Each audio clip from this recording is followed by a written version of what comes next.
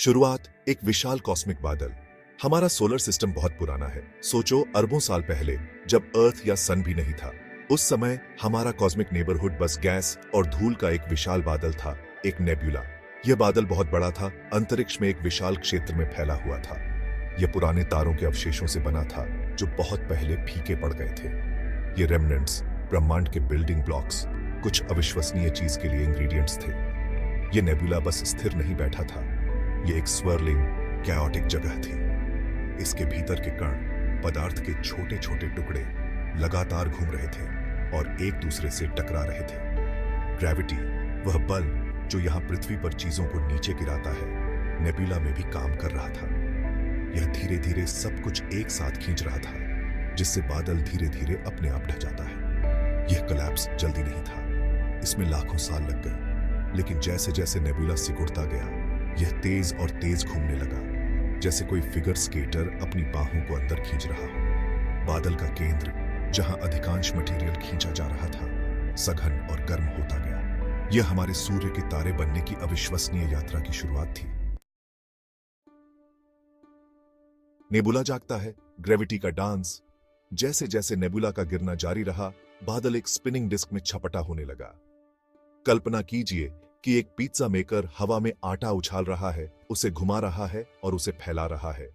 हमारे solar system के साथ उसके शुरुआती चरणों में भी ऐसा ही हो रहा था। डिस्क का केंद्र, जहां सूर्य बन रहा था, अविश्वसनीय रूप से गर्म हो गया। केंद्र में गर्मी ग्रेविटी द्वारा अंदर की ओर खींचे जा रहे सभी गैस और धूल के भारी दबाव से उत्पन्न हुई थी। यह दबाव इतना तीव्र हो गया कि परमाणु, पदार्थ के छोटे छोटे बिल्डिंग ब्लॉक्स आपस में जुड़ने लगे। इस फ्यूजन प्रक्रिया ने जबरदस्त मात्रा में ऊर्जा जारी की और इसके साथ ही सूर्य का जन्म हुआ। इस बीच स्पिनिंग डिस्क के बाहरी क्षेत्रों में धूल और गैस के कण भी आपस में टकरा रहे थे। ग्रेविटी द्वारा एक साथ खींचे गए ये क्लम्प्स बड़ी और बड़ी वस्तुओं का निर्माण करने लगे। प्लैनेटेसिमल्स नामक ये वस्तुएं हमारे भविष्य के ग्रहों के बीज थे। लाखों वर्षों में ये प्लैनेटेसिमल्स टकराते और विलीन होते रहे, बड़े और बड़े होते गए। एक तारे का जन्म, सूर्य का प्रज्वलन। इस कॉस्मिक डांस के केंद्र में सूर्य अधिक गर्म और तेज होता जा रहा था। जैसे जैसे इसके क्रोड में दबाव और तापमान बढ़ता गया, फ्यूजन रिएक्शंस तेज होती गईं। सूर्य तेज चमकने लगा, प्रकाश और गर्मी के रूप में अंतरिक्ष में ऊर्जा की एक सतत धारा जारी करता रहा।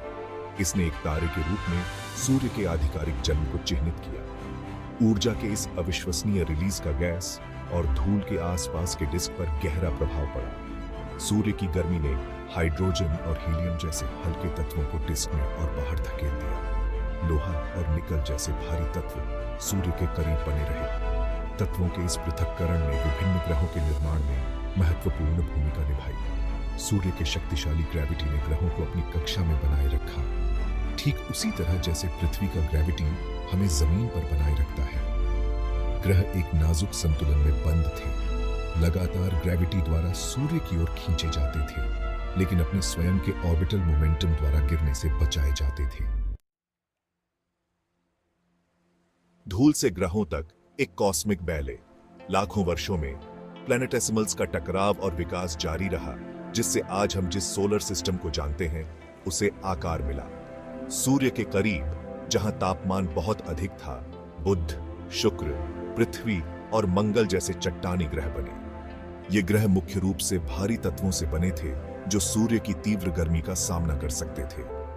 आगे, जहां तापमान बहुत ठंडा था, बृहस्पति और शनि जैसे गैस जाइंट्स बने। चट्टानी ग्रहों की तुलना में बहुत बड़े, ये ग्रह मुख्य रूप से हल्के तत्वों, विशेष रूप से हाइड्रोजन और हीलियम से बने थे। वे इतने विशाल हो गए कि गैस के अपने अपने घूमते हुए वायुमंडल को धारण कर सके। चट्टानी आंतरिक ग्रहों और गैस जाइंट्स के बीच बर्फीले पिंडों और क्षुद्र ग्रहों से आबाद एक क्षेत्र था, जो प्रारंभिक सोलर सिस्टम के अवशेष थे। एस्टेरॉयड बेल्ट के रूप में जाना जाने वाला यह क्षेत्र आंतरिक और बाहरी सोलर सिस्टम के बीच संक्रमण का प्रतीक है। एक सिस्टम का जन्म, सौर परिवार। हमारे सोलर सिस्टम का निर्माण एक अराजक और हिंसक प्रक्रिया थी, लेकिन अंततः चीजें शांत होने लगी। अपने मूल में परमाणु संलयन द्वारा संचालित सूर्य एक स्थिर तारा बन गया, जो आसपास के ग्रहों को प्रकाश और गर्मी प्रदान करता था। ग्रह अपने कक्षीय पट्टों से अधिकांश मलबे को साफ करके सूर्य के चारों ओर अपनी अपनी अनूठी कक्षाओं में बस गए। प्रत्येक ग्रह ने अपनी विशिष्ट विशेषताओं का विकास किया। पृथ्वी हैबिटेबल जोन में स्थित है, जहां तापमान तरल पानी के लिए बिल्कुल सही था, जीवन के लिए एक आश्रय स्थल बन गया। मंगल पिछले तरल पानी के प्रमाण के साथ पृथ्वी से परे जीवन की संभावना के सुराग रखता है।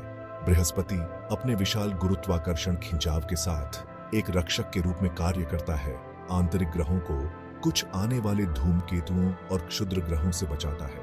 हमारे सोलर सिस्टम का जन्म गैस और धूल के एक विशाल बादल से लेकर ग्रहों और तारों की जटिल प्रणाली तक, जिसे हम आज जानते हैं, ग्रेविटी की विस्मयकारी शक्ति और हमारी ब्रह्मांड को आकार देने वाली आकर्षक प्रक्रियाओं का प्रमाण है।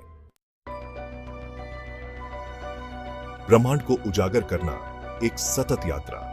जबकि हमने अपने सोलर सिस्टम के गठन के बारे में बहुत कुछ सीखा है, फिर भी कई रहस्य अनसुलझे हैं। वैज्ञानिक लगातार नई खोजें कर रहे हैं, प्रारंभिक सोलर सिस्टम और इसके निर्माण की प्रक्रियाओं के बारे में हमारी समझ को परिष्कृत कर रहे हैं। गठन के विभिन्न चरणों में अन्य तारा प्रणालियों का अध्ययन करके हम अपने स्वयं के ब्रह्मांडीय उत्पत्ति में बहुमूल्य अंतर्दृष्टि प्राप्त करते हैं। नई दूरबीनें और अंतरिक्ष अभियान हमें दूर के नेबुला का निरीक्षण करने की अनुमति देते हैं, जिससे सितारों और ग्रहों के जन्म को क्रिया में देखा जा सकता है। हम अपने सौर पड़ोस के इतिहास को जोड़ते हुए ग्रहों और क्षुद्र ग्रहों की संरचना के बारे में और जानना जारी रखते हैं। हमारे सोलर सिस्टम के गठन का अध्ययन खोज की यात्रा है, मानवता की अतृप्त जिज्ञासा और उस विशाल और जटिल ब्रह्मांड को समझने की हमारी इच्छा का प्रमाण है जिसमें हम रहते हैं। जैसे जैसे हम तलाशना और सीखना जारी रखते हैं, हम ब्रह्मांड के अजूबों और उसके भीतर अपने स्थान के लिए गहरी प्रशंसा प्राप्त करते हैं।